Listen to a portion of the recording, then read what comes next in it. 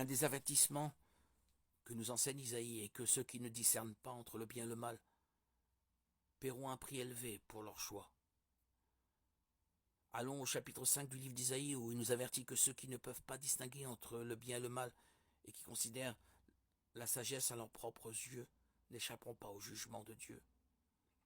Ainsi parle la parole du Seigneur. Malheur à ceux qui appellent le mal bien et le bien mal, qui changent les ténèbres en lumière et la lumière en ténèbres, qui changent l'amertume en douceur et la douceur en amertume.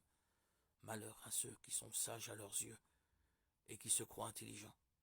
Bien souvent, lorsque nous pensons à la bataille spirituelle, nous imaginons des anges combattant contre des démons. Bien que cela puisse arriver, la plupart des batailles spirituelles se déroulent dans notre vie quotidienne. Elles se présentent à nous lorsque nous sommes confrontés à des choix entre le bien et le mal, le juste et l'injuste. Et ces décisions peuvent avoir un impact significatif sur notre vie. C'est pourquoi Jésus a dit ce qui suit. Entrez par la porte étroite, car large est la porte spacieuse et le chemin spacieux est le chemin qui mène à la perdition, et il y en a beaucoup qui entrent par là.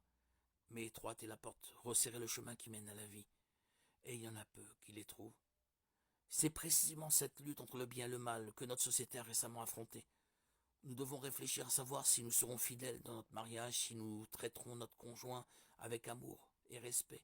Nous devons décider si nous agirons avec honnêteté dans notre travail ou si nous chercherons des profits malhonnêtes.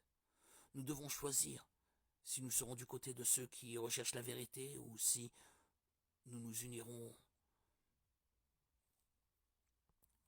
aux corrompus en quête de bénéfices personnels.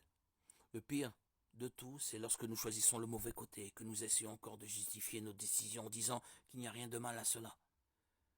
C'est être sage à ses propres yeux et ignorer ce que la parole de Dieu définit comme bien et mal, agissant selon les désirs de notre cœur.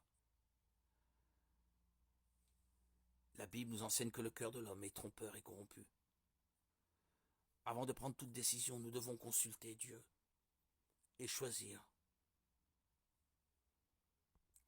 toujours la voie du bien.